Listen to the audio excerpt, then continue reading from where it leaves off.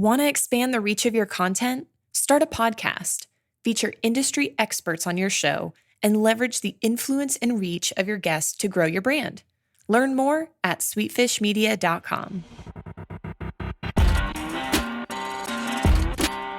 You're listening to B2B Growth, a daily podcast for B2B leaders. We've interviewed names you've probably heard before, like Gary Vaynerchuk and Simon Sinek, but you've probably never heard from the majority of our guests. That's because the bulk of our interviews aren't with professional speakers and authors. Most of our guests are in the trenches leading sales and marketing teams. They're implementing strategy. They're experimenting with tactics. They're building the fastest growing B2B companies in the world. My name is James Carberry. I'm the founder of Sweetfish Media, a podcast agency for B2B brands, and I'm also one of the co-hosts of this show. When we're not interviewing sales and marketing leaders, you'll hear stories from behind the scenes of our own business. We'll share the ups and downs of our journey as we attempt to take over the world. Just kidding. Well, maybe. Let's get into the show.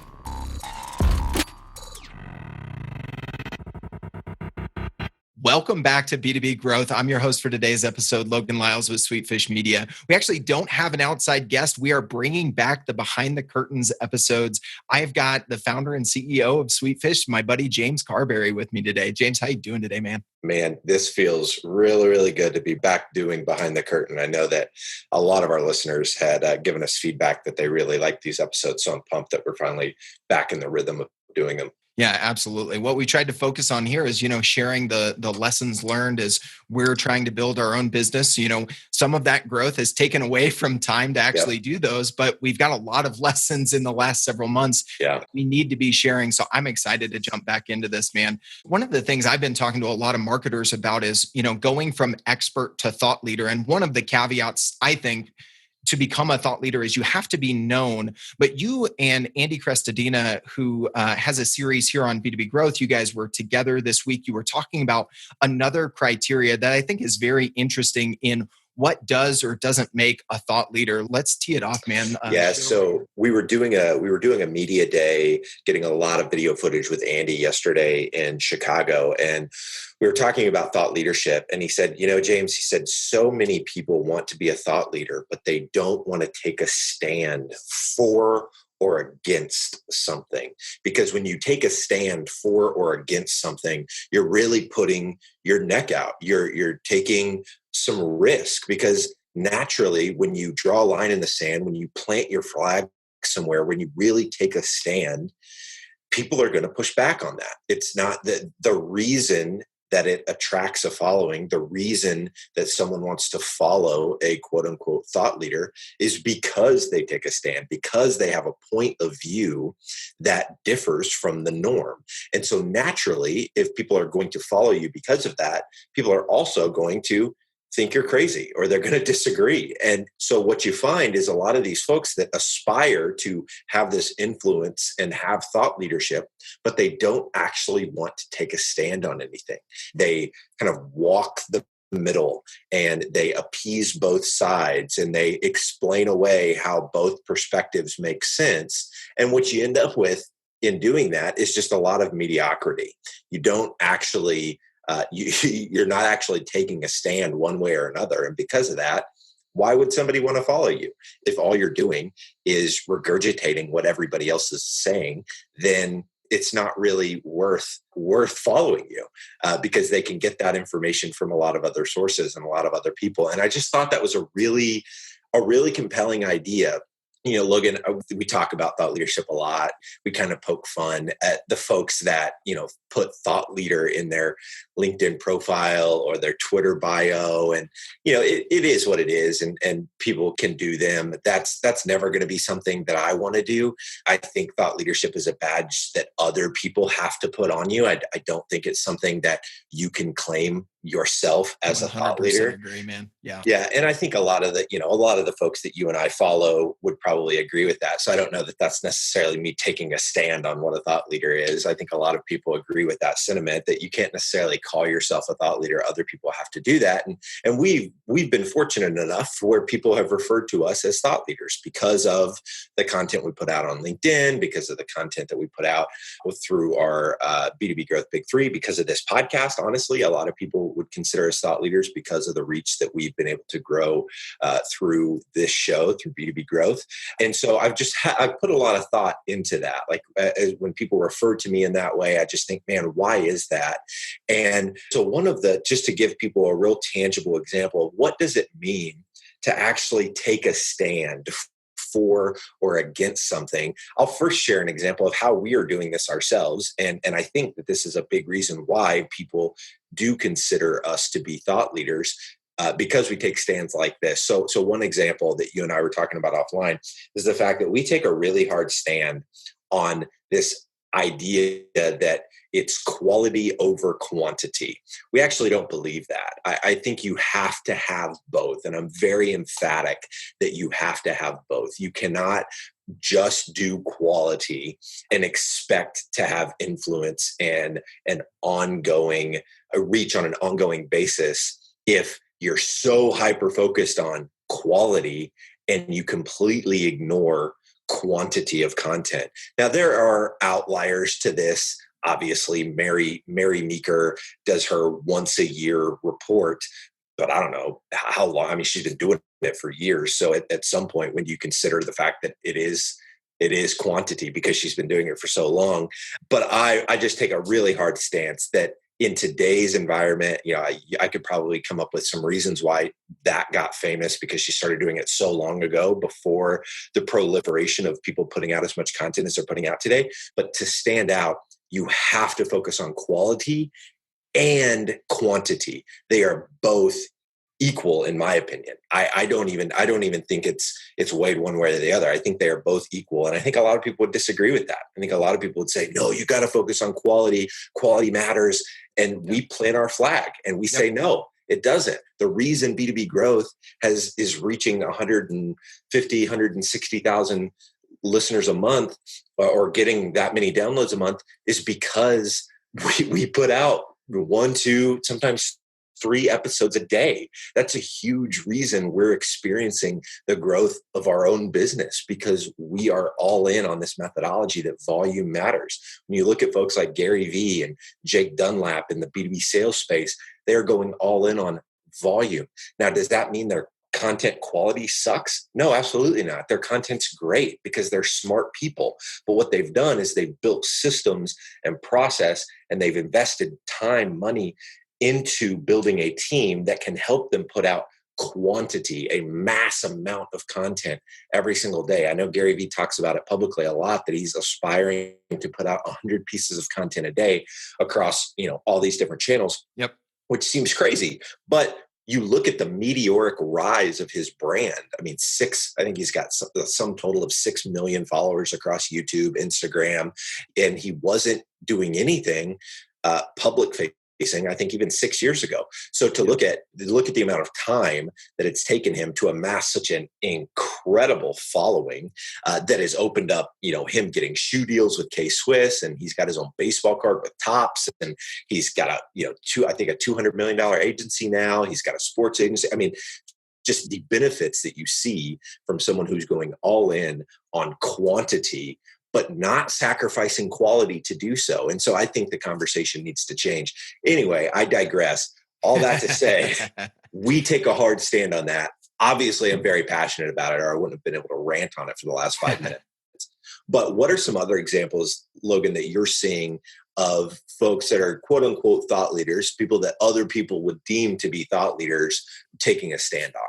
Yeah, I alluded to one earlier, and that's John Barrows. Obviously has a very large following in the B2B sales community, puts out a lot of content and does it with quality. But one of the things I've heard him talk about in this idea of find your nexus, plant your flag, draw a line in the sand, whatever analogy you want to use that you alluded to earlier, in a thought leader needs to take a stand is, he looks at sales and looks at, okay, methodologies. If you ascribe to one single methodology, you are painting yourself into a corner. I'm saying it in a little bit different way than John might say it, but that this idea that you have to be agile in the way that you approach sales today, because so many things are changing. Technology is changing the game. The buyer behaviors are changing. And so he looks at the landscape of B2B sales and says, okay, I firmly believe that sticking to one methodology and saying that's where I'm sticking for now until eternity is a mistake. Now, there are some people who completely ascribe to Sandler or different sorts of sales methodologies and say that, this is what it is and this is where I'm going. So he's going to, for lack of a better term, repel some of those people, but he's going to draw people in that believe what he believes. And that is that you have to be agile in the way that you approach B2B sales, in training, coaching, in the way that you approach sales in a B2B environment today. So that's a really good example. And I think that that's, it's kind of meta there, because he's talking about you have to find your nexus, which, is validation to this idea that to become a thought leader, you have to find that nexus. But he's actually talking about what his is. So I think that's a really great example. Another one that I think of is someone that, listeners of this show know that we're very fond of, Sangram over at Terminus. He actually was on with me several months ago talking about this idea that he's created some controversy and a lot of comments and a lot of engagement on LinkedIn, talking about marketing is a function of sales. Marketing exists to drive sales. And some marketers will disagree with that and say that sounds kind of demeaning, or I don't want to be looked at as, a cog in the sales machine or a foundation to what sales builds on top. Or, again, I mix analogies and metaphors a lot, but in any event, I think those are two good examples, because, what we want to do here is not just say, hey, this is what it takes to be a thought leader, but give some examples of what that looks like in the real world. Anything you would add to those two examples or draw out of those, James? Yeah, I mean, as you were talking earlier, I think of our friend Dale Dupree, who got his really carved his path in the world of copier sales, and has now started something called the Sales Rebellion. And he's going all in on volume. He writes content on LinkedIn every single day, and it's usually very, very good. But he's gone all in and really planted his flag in really radical vulnerability and transparency. And I think you have a lot of people espousing that, you got to be more human in B2B. You have to be vulnerable. You have to be transparent. But he's actually doing it in his content.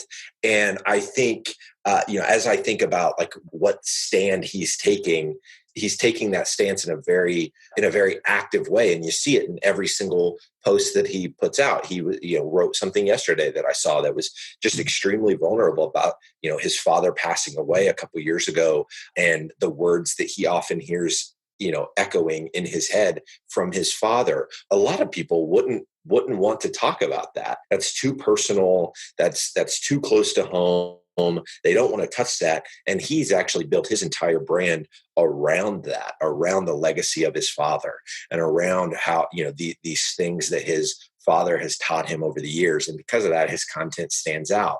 And so that's one other example that I can think of really where he's planted his flag. I like how you point that example out too, man, because I love Dale as a human, and I also love his content. And that makes me think of something else I think we should share with listeners today. And it's probably rolling around in a lot of people's heads, is you can't just take a stance because you want to be contrary. You want to, cause conflict and arguments on LinkedIn and that sort of stuff. Because you mentioned one side of it. There are probably people out there who lean one way and say, I don't want to plant my flag because, as you said, I don't want to stick my neck out. And the danger there is you put out a lot of vanilla content that people are going to tune out very quickly. The other side of that is just to be contradictory, just to be it. And so you've got to lean into that, but you've got to lean into it in a way that is actually, I'm going to use another buzzword here, but authentic to you. As I mentioned, John talks about this being his nexus, but then, he's doing it. You talked about Dale leaning into vulnerability in sales, but then you see him doing it as well. You can't just talk about these things. You've got to show them and live them out, much like, being a thought leader is not something that you claim. It's something that is bestowed upon you. So I think that's a great spot to wrap things up today, man. For anybody listening to this, if you're not already connected with James and I on LinkedIn, we would love to be connected with you.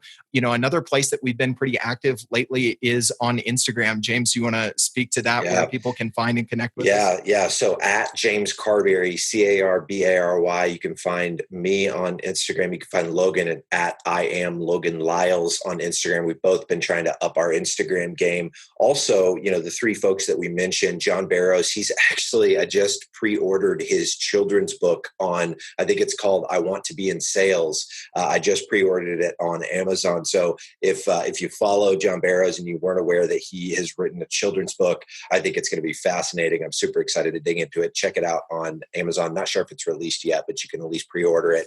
And then on my desk right now, I just got in the mail from Sangram his new book, ABM is B2B, Why B2B Marketing and Sales is Broken and How to Fix It. Make sure to go and order that on Amazon. I think he's got a special going on. I've got an email in my inbox about $1.99 on Kindle this week. And so make sure to go and check that out. It is going to be incredible as well. And then Dale, to follow Dale Dupree if you're not already following Dale Dupree. He's actually going to be coming on as a co-host for one of our other podcasts, B2B Sales Show, doing a series on local selling. And so make sure to follow him on LinkedIn. Be on the lookout for his series in the with the B2B Sales Show. If you're not already subscribed to that show, make sure to do that. But those three guys are definitely guys that need to be on your radar if they're not already.